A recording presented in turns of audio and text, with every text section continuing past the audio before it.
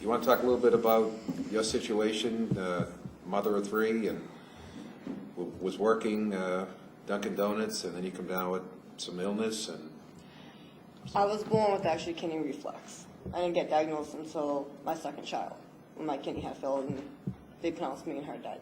But back in June last year, my jaw, the right side of my jaw got shattered. I went for oral surgery to get reset, and I came down with a very rare side effect. I am the youngest one in the United States that came down with the side effect. I had 2 minor heart attacks due to it. I had a massive deep DVT in my right arm artery, stopping all blood flow to the right side of my brain, into my right lung, into my heart. I make $8.50 an hour. I have to work 7 days a week to barely even get by, pay my rent. I don't get no help from my ex-husband. The state of New Hampshire is refusing to help me. I get Medicaid, but I'm on spin down. I've already lost my spin down. I'm on several medications to keep me alive. I have to meet a $307 spin down, which means I have to pay out of my pocket under $307. After I pay $307, I get my benefits. I've already ended up in the hospital several times because of me losing my Medicaid, me not being able to take my prescription, my chromatin level going off the charts, ridiculous high, becoming paralyzed from severe migraines because of lack of blood flow going through the brain. I bust my butt every day. I go to school full time. So I don't want to be stuck at Dunkin' Donuts. It might be management there, but that's not what I want to do for the rest of my life.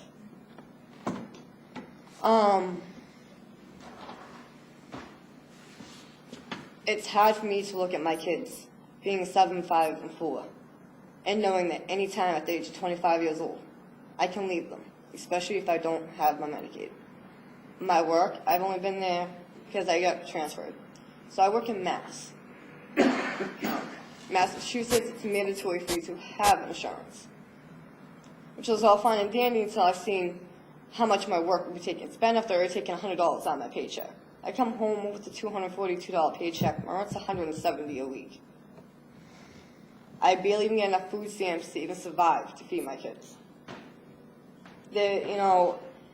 Me being a young adult in the society today, I'm listening to everyone here, and I am petrified on what's going to happen with me and my kids.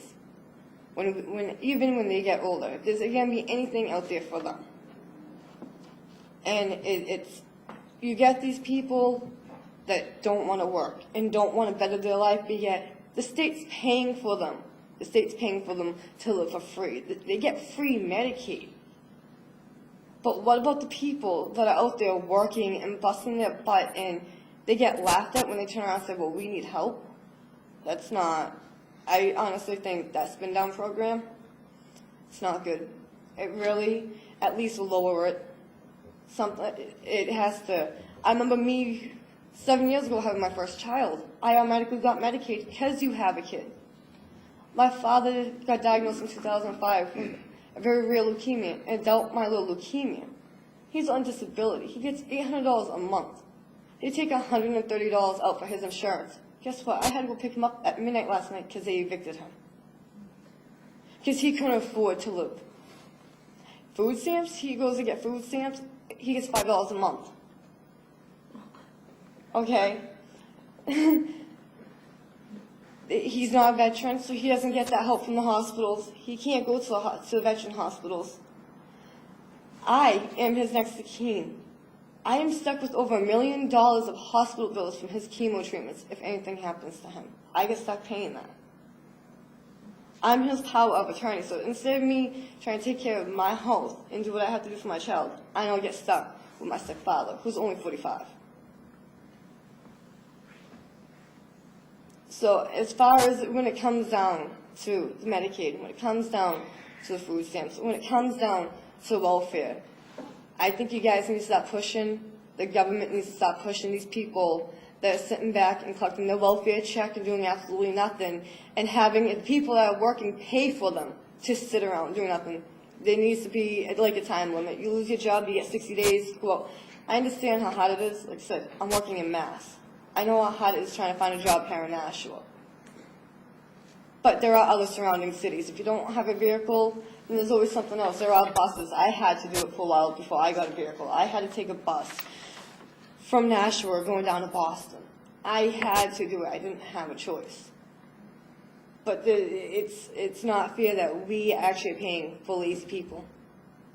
Our tax money is also going to people in prison. Why don't we concentrate on the people that's out in the real world instead of concentrating on people who do wrong in this state or even in this country and pay for them to survive?